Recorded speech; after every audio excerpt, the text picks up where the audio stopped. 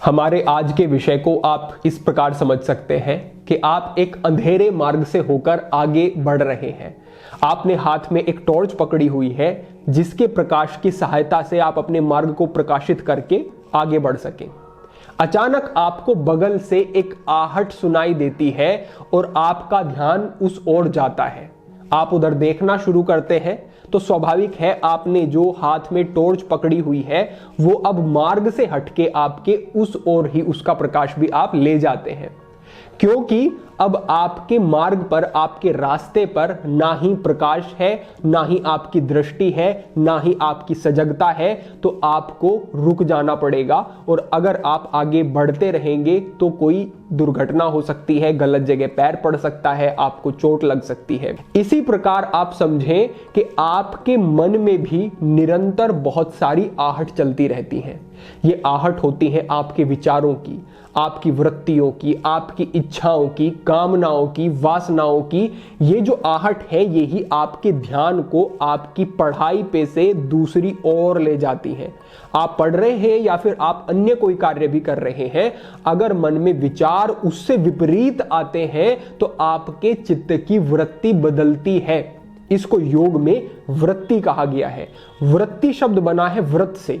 व्रत होता है एक घेरा। इसी प्रकार से आप वृत्ति को समझ सकते हैं। जिस प्रकार से हाथ में आपने टॉर्च को पकड़ा हुआ था उसका एक घेरा बना हुआ था। अब जो चीज उस टॉर्च के प्रकाश के अंदर आएगी वो प्रकाशित हो जाएगी, वो आपको दिखने लगेगी। लेकिन उस टॉर्च की एक सीमा है कि या तो वो आपके मार्ग को ही दिखा सकती है, उसे प्रकाशित कर सकती है, और अगर आप उस टॉर्च के प्रकाश को बगल में ले जाते हैं तो वो उस ओर दिखाएगी। अब आपके मार्ग पर अंधकार हो जाएगा। इसी प्रकार से आपके मन की जो अवस्था होती है वो ऐसी ही होगी कि या तो आप पढ़ाई पर ही ध्यान को ले जाएंगे या फिर आपका ध्यान पढ़ाई से हटा तो आप पढ़ नहीं सकते। अब हो सकता है आपने ये देखा भी होगा कि कई बार आप पढ़ रहे हैं, पढ़ते पढ़ते आप उच्चारित तो कर रहे हैं, शब्दों को बोल तो रहे हैं, लेकिन वहां से आपका ध्यान हट गया तो बहुत देर बाद आपको याद आएगा आपने पूरा एक पैराग्राफ पढ़ लिया और आपको लगेगा अरे ये मुझे याद ही नहीं है। याद क्यों नहीं है? जब आपने वो पढ़ा है, आपने उसे उच्चारित किया है तो याद क्यों नहीं है? क्योंकि आपके चित्त की वृत्ति वहां पर एकाग्र नहीं थी। चित्त की वृत्ति का विषय कुछ और बन गया था, कहीं और ध्यान चला गया था। इसका उदाहरण यह भी है, आप बैठे हैं, किसी ने आपको आवाज लगाई और वो आवाज बगल में बैठे हुए व्यक्ति को अच्छे से सुनाई दे गई लेकिन आपको सुनाई नहीं दी। क्या आपके कानों में वो आवाज नहीं गई? कानों में तो वो गई है, लेकिन आपका ध्यान, आपका मन उस आपकी इंद्रिय के साथ जुड़ा हुआ नहीं था, कानों के साथ जुड़ा हुआ नहीं था, तो आपको आवाज सुनाई नहीं दी। तो आपकी इंद्रियां मात्र किसी कार्य को करने में सक्षम नहीं है। इंद्रियों के साथ जब आपकी सजगता जुड़ती है, जब आपके विचार, आपके मन जुड़ता है, तभी वो आप ग्रहण कर सकते हैं। आपकी पढ़ाई के विषय में भी बिल्कुल यही बात है। हमें कितने प्रश्न मिलते हैं कि हम अपनी एकाग्रता को कैसे बढ़ाएं, हम ज्यादा अच्छे से विषयों को याद कैसे रखें। हम पढ़ते हैं लेकिन अगले दिन भूल जाते हैं, हम पढ़ते हैं लेकिन परीक्षा में बैठते हैं तो याद नहीं रहता। कुछ लोग बहुत जल्दी याद कर लेते हैं लेकिन हमें बड़ा समय लग जाता है। स्वामी विवेकानंद की इतनी प्रखर बुद्धि कैसे थी? अनेक ऐसे प्रश्न मिलते हैं। उत्तर सबका एक ही है कि ये लोग जिनको आप आदर्श कह रहे हैं या जिनसे आप प्रभावित हो रहे हैं, इनकी एकाग्रता का स्तर बहुत ऊंचा था। चाहे आप स्वामी दयानंद की बात करें, वो भी एक बार जो पढ़ लेते दोबारा पढ़ने की आवश्यकता नहीं। आदि गुरु शंकराचार्य की बात करें, स्वामी विवेकानंद की बात करें, कृपालु जी महाराज, बहुत अधिक समय नहीं हुआ है पूरे शास्त्रों को याद कर लेना, पूरे श्लोकों को याद कर लेना, किस पृष्ठ पर लिखा हुआ है, क्या संख्या का श्लोक है, सब कुछ उनको कैसे याद रहता था? क्योंकि वृत्तियां अब अलग अलग अलग अलग दिशाओं में भाग नहीं रही हैं। जब वो बैठ करके किसी चीज को पढ़ रहे हैं तो वो पूरी तरह से उस विषय पर एकाग्र है, तो अपने आप ही स्मृति बढ़ी हुई अनुभव होनी शुरू हो जाएगी। ऐसा नहीं है कि कुछ विलक्षण है, ऐसा नहीं है कि कुछ अलग है, लेकिन जब वो एक कार्य को कर रहे हैं तो बस उसी कार्य को वो कर रहे हैं।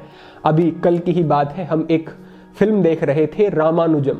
जो रामानुज हुए हैं, गणितज्ञ हुए हैं बहुत बड़े, वो जाते हैं और एक बड़ी कक्षा के ग्रेजुएशन के विद्यार्थियों से कहते हैं कि आप मुझे ये गणित की किताब दे दे, मैं इसको रात भर में पढ़ के सुबह आपको वापस कर दूंगा।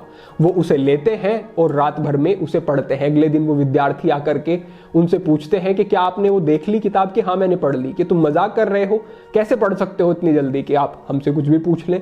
वो पूछते हैं तो जिस तरीके से उस किताब में उत्तर दिए गए थे उससे बेहतर तरीके से पुस्तक में दिया हुआ है 4 प्रश्नों का उत्तर, लेकिन वो उसे 4 लाइनों में ही पूरा करके दे देते हैं। ये एकाग्रता है, ये सजगता है कि पूरी रात वो सो नहीं पाए क्योंकि उन्हें एक ऐसा विषय मिल गया था जो उनकी रुचि का विषय था, जहां पर उनकी वृत्ति एकाग्र हो जाती थी। बस ये आप समझ लें कि अगर आपके चित्त की वृत्तियां एकाग्र हैं, अगर आपका मन आपको नहीं भटका रहा है, तो आपकी पढ़ाई हो चाहे आपके जीवन का कोई भी क्षेत्र हो, उसमें आपकी गुणवत्ता, उसमें आपकी कार्यशैली, उसमें आपकी योग्यता आपको कई गुना बढ़ी हुई दिखाई देगी। हालांकि मस्तिष्क वही है, आप वही है, लेकिन सजगता बढ़ने से सब कुछ बदल जाता है। और कितने उदाहरण हैं, मूल में जाकर के देखेंगे तो केवल उनकी एकाग्रता ही थी जिसने उन्हें विशेष बना दिया। और ये एकाग्रता और ये वृत्ति निग्रह कैसे होता है? आप देखें कि हमारे यहां पर जो विद्यार्थी का एक समय कहा गया है, वो कहा गया ब्रह्मचर्य आश्रम। उसे विद्यार्थी के लिए कोई दूसरा शब्द भी तो प्रयोग कर सकते थे, लेकिन ब्रह्मचर्य आश्रम ही क्यों कहा? क्योंकि जब ब्रह्मचर्य की अवधारणा को जोड़ेगा अपने जीवन में व्यक्ति, तो इंद्रियां तो स्वाभाविक है उसे रोकनी ही होंगी। इंद्रियां रुकेंगी तभी तो एकाग्रता हो सकेगी। उनकी जीवन शैली ऐसी बना दी जाती थी, उनको धोती पहने हैं, शिखा रखे हैं, जनेऊ धारण करे हैं, सादा जीवन, सादा सब कुछ दिख रहा है, तो उनका भाव बदल जाता था। आप देखें एक उदाहरण छोटा सा, कि आप बड़े स्टाइलिश बाल कटा लें, आप बहुत ज्यादा आकर्षक कपड़े पहन लें, आप बहुत ज्यादा अपने शरीर के ऊपर ही केंद्रित रहना शुरू कर दें, 1 महीने तक अगर शरीर पर केंद्रित रहेंगे तो मन की सजगता नष्ट होनी शुरू हो जाएगी, क्योंकि ध्यान रहेगा कि कौन मुझे कैसे देख रहा है, कौन मुझसे प्रभावित हो रहा है, उसको मुझे ऐसे प्रभावित करना है, उसे देख करके मुझे ऐसा अनुभव हुआ।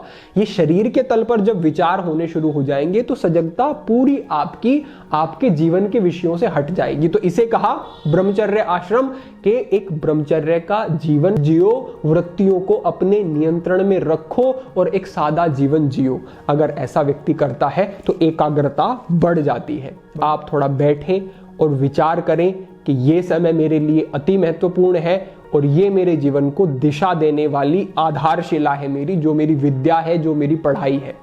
भले ही आप आगे जाकर के कोई व्यवसाय कर रहे हैं, कोई दूसरा कार्य कर रहे हैं, लेकिन विद्या अलग अलग तरीकों से आपके जीवन को प्रभावित करती है और ये अनिवार्य है, ऐसा समझे।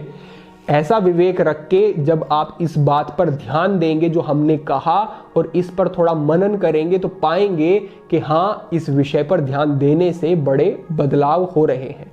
साथ ही साथ ब्रह्मचर्य पर हमने बात करी, ब्रह्मचर्य आश्रम की हमने बात करी, एकाग्रता की हमने बात करी, लेकिन साथ ही साथ आपको आहार की तरफ भी ध्यान देना चाहिए। आहार होना चाहिए सतोगुणी आहार। तमोगुण जड़ता बढ़ाता है, आलस्य बढ़ाता है, जीवन में बुद्धि को कुंठित कर देता है। रजोगुण चंचलता बहुत अधिक बढ़ाता है। सतोगुण सौम्य अवस्था में लाता है व्यक्ति को और वो अपने अनुसार अपने मन, अपनी इंद्रियों का प्रयोग कर सकता है। तो कोई भी मादक पदार्थ है अगर कोई ग्रहण करता है तो पूरी तरह से छोड़ दे। कोई भी नशे की चीजें तो इस जीवन में होनी ही नहीं चाहिए। दूसरे स्थान पर प्याज लहसुन का कम प्रयोग करेंगे, अच्छा है। मसालों का प्रयोग कम करें, तली फ्राइड चीजें कम खाएं, बाहर के पदार्थ कम खाएं, सात्विक चीजें खाएं, बहुत भरकर ना खाएं। विद्यार्थी का ये लक्षण विशेष समझें कि अत्याहार का त्याग करता है विद्यार्थी। ज्यादा पेट भर के नहीं खाता, क्योंकि ज्यादा खाएगा नींद आएगी, ज्यादा खाएगा तमोगुण बढ़ेगा, जड़ता आएगी। तो अल्पाहार करें और फल सब्जियों का अधिक प्रयोग और घर पे सात्विक बना हुआ आहार लें। बड़ा अच्छा मन पर भी इसका आपके प्रभाव होगा, क्योंकि जब शरीर स्वस्थ रहता है तभी मन भी ठीक से कार्य करता है। शरीर में रोग हो गया, शरीर में भारीपन है, मन ठीक से नहीं चलेगा, ये बात तो स्पष्ट है। आगे बढ़ते हुए अपनी जीवन शैली को ठीक रखें, इसमें सुधार करें। आप सुबह किसी भी समय उठ रहे हैं, किसी भी समय सो रहे हैं, इससे आप ज्यादा नहीं पढ़ लेंगे। समय वही है 24 घंटे, बस इसका प्रयोग करने का तरीका सही करना है। प्रातःकाल 1 घंटा अपने रूटीन को देते हैं तो इससे कोई बाधा नहीं है, इससे आपकी एकाग्रता और बढ़ेगी ही।